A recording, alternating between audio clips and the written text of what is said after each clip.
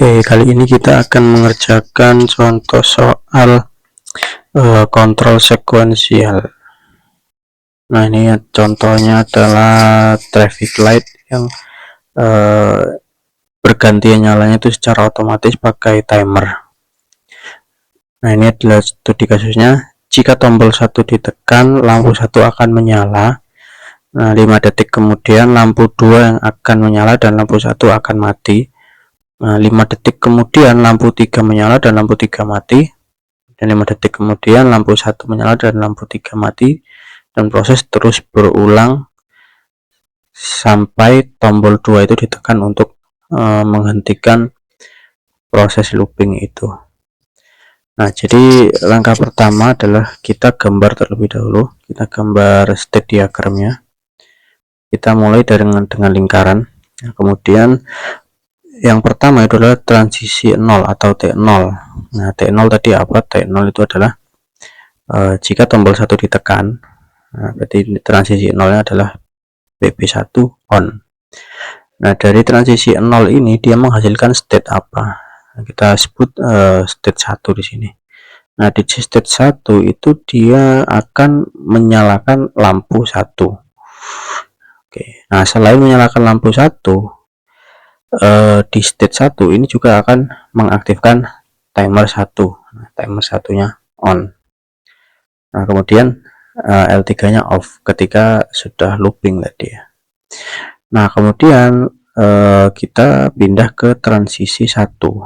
Transisi 1 ini dia dipicu oleh timer 1. Nah, timer 1 ini kan tadi aktif. Nah, kemudian setelah 5 detik kemudian kita berpindah ke state 2. Nah, perpindahan antar state ini dia dipicu atau diberi input oleh timer 1 tadi yang nilainya adalah 5 detik. Nah, di state 2 outputnya apa? Nah, di state 2 ini outputnya adalah L2 menyala dan L1 nya mati. Nah, kemudian selain menyalakan L2 dan mematikan L1, di state 2 juga mengaktifkan timer 2. Nah, ini timer 2 on itu di state 2. Kemudian dari state 2 ke state 3 itu adalah perpindahannya atau transisinya T2. Nah, transisinya dipengaruhi atau dipicu oleh timer 2 tadi selama 5 detik. Nah, berarti 5 detik kemudian dia berpindah ke state 3. Nah, state 3 ini apa? Dia state 3 mengaktifkan L3 dan menyalakan L3 dan mematikan L2. Selain itu dia juga akan mengaktifkan si timer 3 untuk kembali ke state 1. Nah, jadi ada yang kurang ini, berarti T3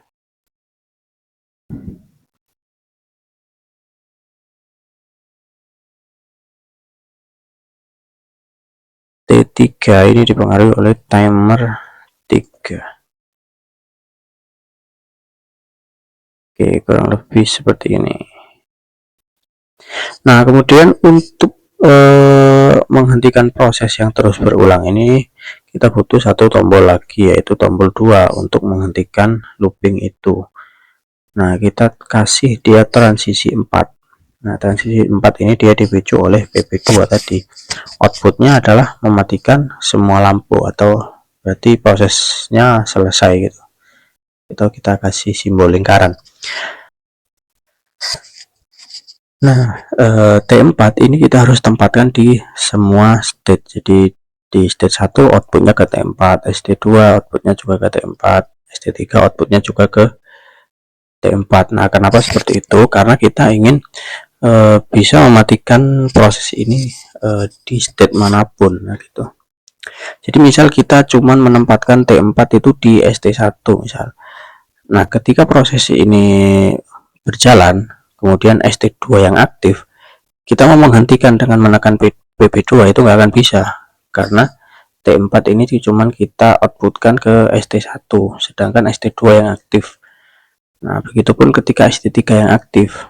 Nah, ketika kita tekan PP2 ya nggak akan bisa kan gitu, karena cuman kita taruh T4 di ST1. Nah, berarti kita harus tempatkan T4 ini di semua state supaya kita bisa menghentikan proses ini ketika state manapun yang aktif gitu. Oke, lanjut, kita tentukan dulu address input output dan internal relay atau working areanya. Untuk inputnya ada dua tombol, PP1 dan PP2. Nah, ini kita beri alamat PP1 nya 0.01, PP2 nya 0.02. Nah, ini sebenarnya kalau mau bikin alamat itu kan mulainya 0.00 ya. Nah, biar nggak bingung, saya samakan aja ininya, angkanya. Jadi kalau PP1 ya 0.01, kalau PP2 ya 0.02. Nah, gitu. Kemudian ini untuk working area atau internal relay-nya kita samakan di sini. Dia ada berapa transisi? Ada 4 transisi. Nah, titik 0 kita mulai dengan W0.00 dan seterusnya sampai T4 W0.04. Kemudian untuk ST1-nya biar harusnya kan W0.05 ya. Nah, harusnya kan melanjutkan gini. Nah, biar nggak bingung, ini angkanya kan saya samakan ya. ST1 berarti W0 titik, karena 01 nya sudah dipakai di sini, nah berarti kita nggak bisa pakai lagi, kita pakai saja W011 dan seterusnya. Untuk SD2 berarti W012, untuk SD3 W013. Nah, kemudian untuk address outputnya ini ada 3 lampu ya, jadi mulai dari lampu 1 sampai lampu 3. Kemudian ada timer juga. Nah, ada timer 1, timer 3. Oke, setelah itu kita tentukan persamaan input dan outputnya. Nah, kita mulai dari T0. Nah, kemarin karena sebelum T0 itu tidak ada state, nah berarti maka langsung saja T0 itu adalah PP1 on. Nah, kemudian lanjut ke T1. Nah, sebelum rumus untuk membuat persamaan input output itu ada di sini, di mana ya? Nah, di sini. Jadi TN itu sama dengan ST-1 dikali keterangan. Dikali ini maksudnya apa? Dikali ini berarti maksudnya adalah dikasih logika N nanti. Nah, ST-1 itu berarti state sebelum transisi itu. Nah, jadi kalau T1 ya berarti T1 sama dengan state sebelum T1 apa? ST1 dikali dengan keterangan T1 ini apa? Oke, kita kembali lagi ke sini. Oke, T1 sama dengan state sebelumnya apa? ST1, kemudian dikali dengan keterangannya apa? Di T1 ini keterangannya adalah timer 1, berarti ini tim 1 gitu. Kemudian untuk T2 sama, berarti T2 state sebelumnya apa? ST2 dikali dengan tim 2, kemudian T3 ST3 dikali dengan tim 3. Oke, kemudian T4 ini berarti apa? State sebelumnya kan ada 3 ya. Di T4 itu state sebelumnya ada 3, ST1, SD2 dan ST3. Nah, itu kita jumlahkan saja, kemudian dikali dengan keterangannya apa, yaitu adalah PP2 on. Nah, kemudian masuk ke persamaan state-nya. Nah, kalau persamaan state-nya itu tadi rumusnya adalah STN sama dengan STN ditambah dengan T inputnya, kemudian dikali dengan T output, kemudian dinotkan gitu. Oke, ini kalau inputnya lebih 1, kalau outputnya lebih dari 1 ya tinggal ditambah, dikalikan lagi dengan output yang selanjutnya gitu.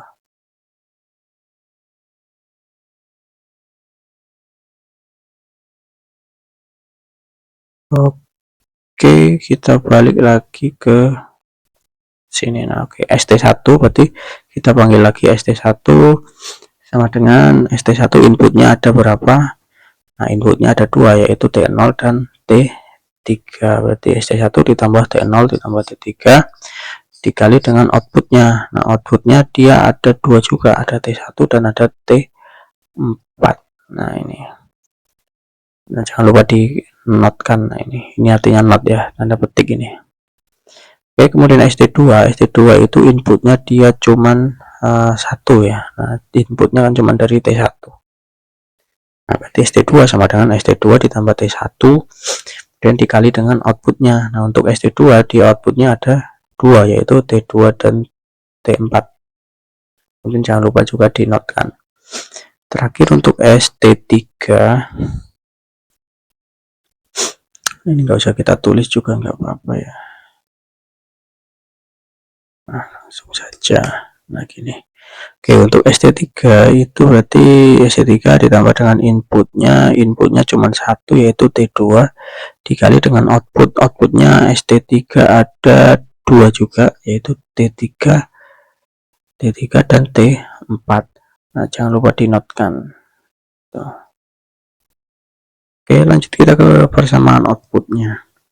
Nah untuk output tadi outputnya ada berapa, berarti ada L1, L2 dan L3, kemudian ada timer 1, timer 2 dan timer 3. Nah kita lihat dulu dari L1 itu dia aktif di state mana. Nah L1 cuma aktif di state 1. Nah berarti L1 sama dengan state 1. Nah kalau misal L1 ini aktif juga di state 3, berarti tinggal kita tambahkan saja ST3 seperti itu. Nah karena cuma aktif di ST1, ya udah berarti L1 sama dengan ST1. Nah kemudian L2 itu dia aktif di state 2, begitupun dengan L3 dia aktif di state 3. Nah kemudian untuk timer 1 ini dia aktif di state 1, timer 2 aktif di state 2, dan timer 3 aktif di state 3. Nah berarti ini kan sama ya untuk ST1 nya. Nah berarti nanti ini bisa kita sederhanakan jadi L1 plus timer 1 sama dengan ST1. Nah berarti outputnya ada 2 nanti, yaitu L1 dan timer 1. Nah, gitu. Jadi ST1 ini akan mengaktifkan L1, selain itu juga akan mengaktifkan timer 1. Oke, kurang lebih persamaannya seperti itu. Nah dari persamaan ini barulah kita bisa gambar ladder diagramnya menggunakan softwarenya Omron. Nah kalau sudah kita buat persamaannya tadi, langsung kita bisa gambar menggunakan software CX Programmer dari Omron itu. Nah kita urut saja dari T0.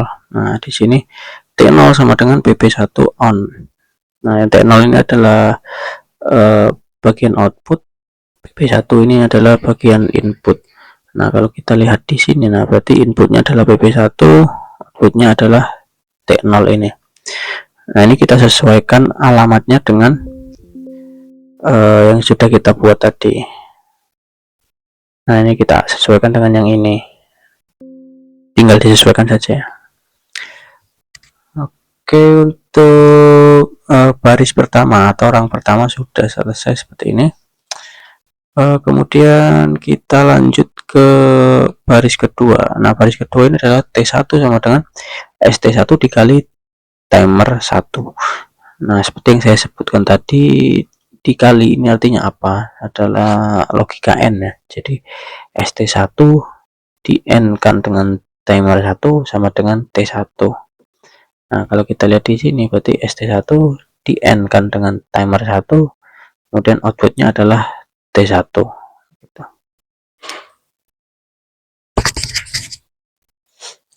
Oke, lanjut ke baris 3. Untuk T2 nya sama caranya tadi, ST2 dikali dengan timer 2. Nah kalau kita lihat di gambar seperti ini, dan seterusnya sampai ke timer 3.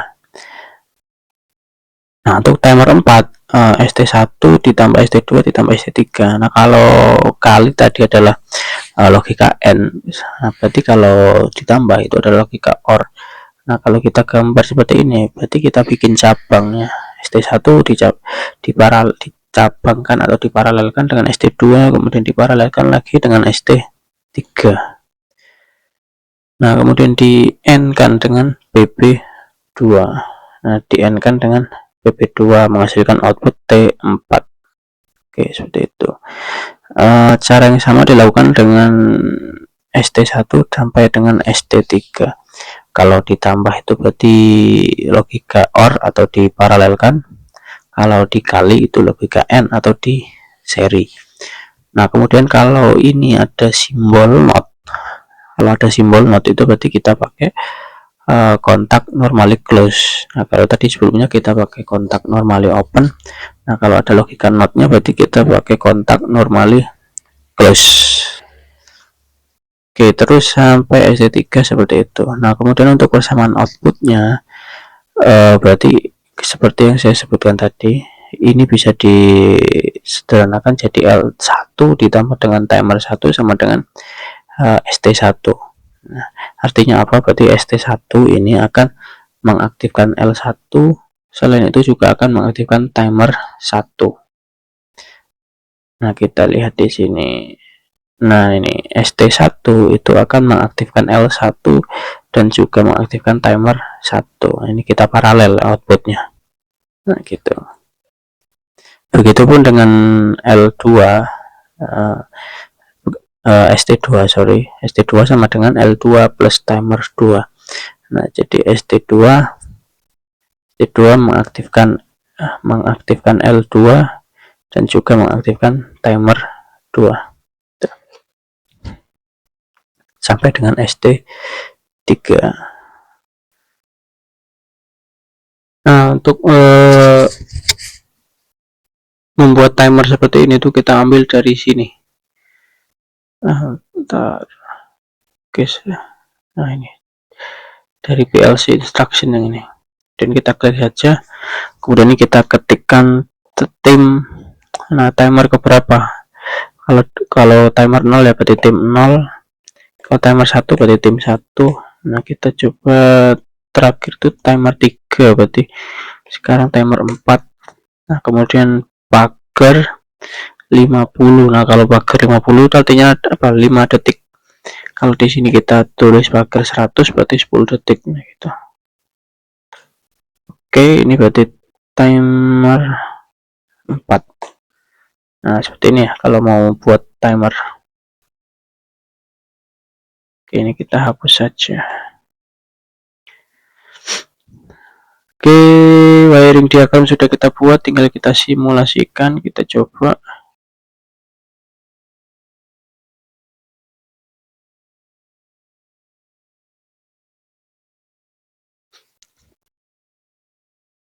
Oke, kita coba memulai dengan menekan PP1. Nah, PP1 sudah kita tekan. Nah, ini sudah mulai jalan ya timernya. Lampu 2 yang nyala sekarang. 5 detik kemudian lampu 3. 5 detik kemudian lampu 3-nya mati, lampu 1 nyala. Detik selanjutnya gitu, lampu 2 yang nyala. Kemudian lampu 3 nyala dan seterusnya. Nah, ini prosesnya terus looping berulang sampai PB2 kita tekan untuk mematikan proses itu. Nah, PB2 ada di sini, kita tekan maka proses akan mati. Nah, ini sudah mati. Semua lampu sudah mati. Oke, seperti itu. Untuk menyalakannya berarti tinggal kita tekan lagi PP1-nya. Nah, ini proses berjalan lagi. L1 nyala. Oke, kurang lebih seperti itu penjelasan atau jawaban dari studi kasus yang ini.